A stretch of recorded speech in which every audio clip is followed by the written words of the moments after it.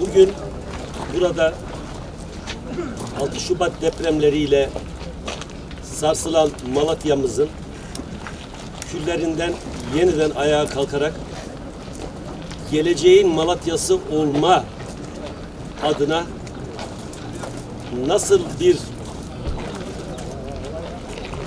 yapıya sahip olduğumuzu, nasıl bir gelişme gösterdiğini hep birlikte burada müşahede ediyoruz. Cumhurbaşkanımızın liderliğinde Murat Kurum Bakanımızın pratik, gerçekten çözümcü yaklaşımlarıyla, yerelde de Sayın Valimizle, belediyelerimizle ve kamu kurum kuruluşlarımızla Malatya'nın nasıl ayağa kalktığını hep birlikte müşahede ettik.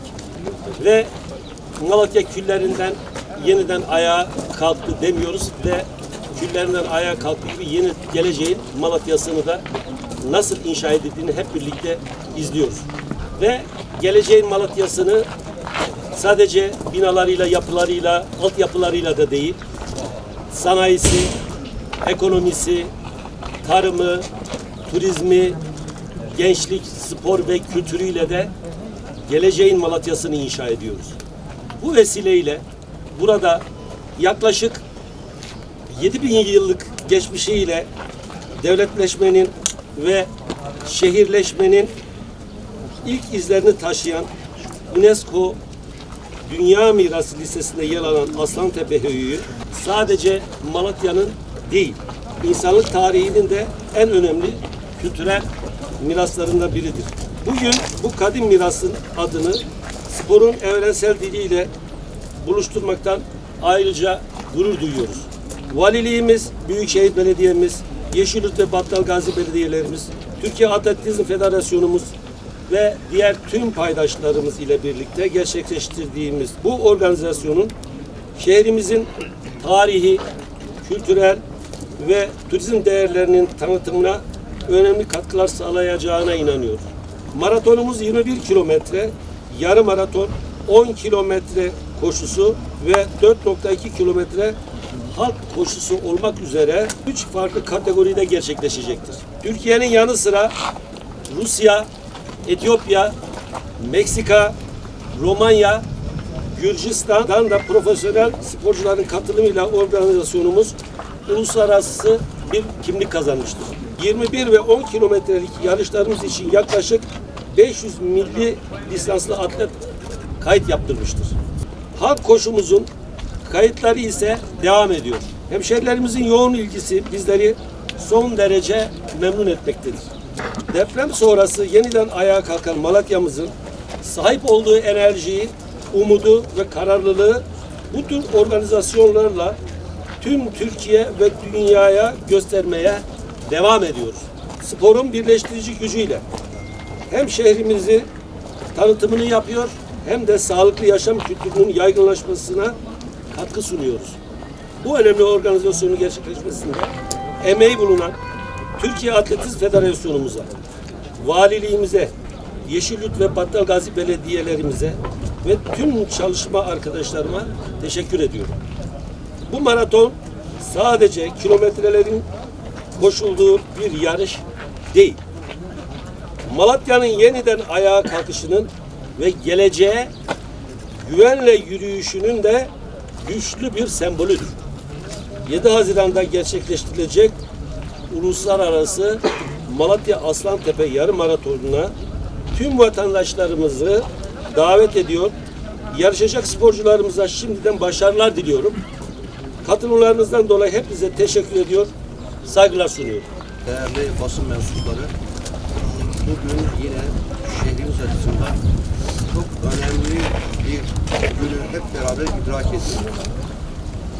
6 Şubat depremiyle sarsılan ve neredeyse yüzde bir bağımsız duygunu kaybeden ama Cumhurbaşkanımız Sayın Recep Tayyip Erdoğan'ın güçlü liderliğinde geleceğe umutla bakan ve bu umutları da bugün itibariyle hayata geçiren, yeniden küllerinden doğan, bugünün değil, geleceğin Malatya'sını inşa etmenin onurunu ve gururunu yaşıyoruz.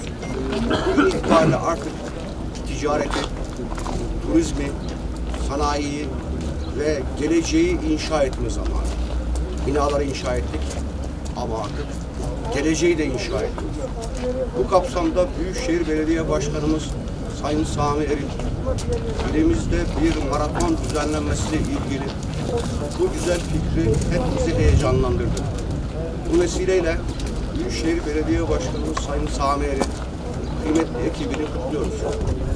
Arslantepe yarım maratonu ve buna bağlı olarak halk koşuları elbette şehrimizin tanıtımı, depremden sonra meydana getirdiğimiz geleceğin Malatya'sı ve bu konuda hem Malatyalı hemşehrilerimizin hem Malatya'da dışında yaşayan Malatyalı hemşehrilerimizin hem de aziz milletimizin ve uluslararası camianın dikkatini çekmesi bakımından da ve şehrimizin turizmine, tanıtımına katkı vermesi bakımından da bu yarım maratonu fevkalade önemsiyorum.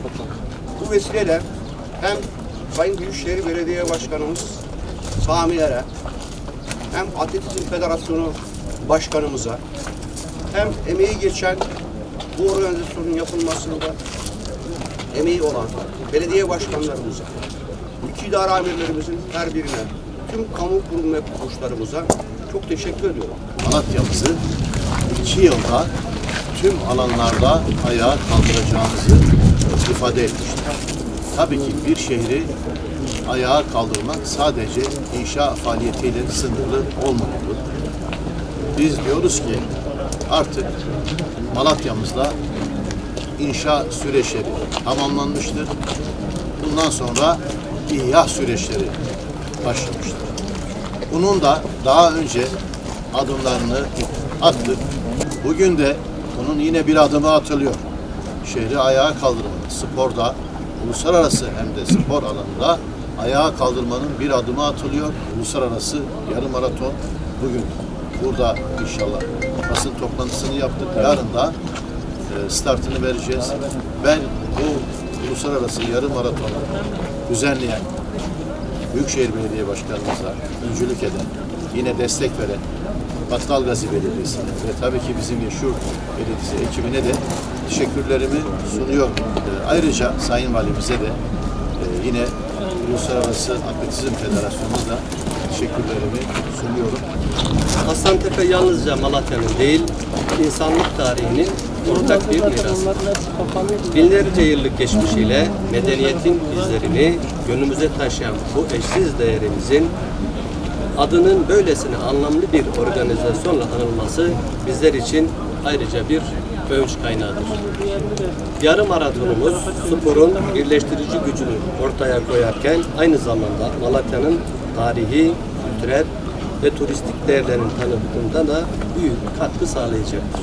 Türkiye'nin farklı şehirlerinden ve yurt dışından gelecek sporcularımız yarış heyecanının yanında şehrimizin güzelliklerini yakından tanıma fırsatı da olacaklardır.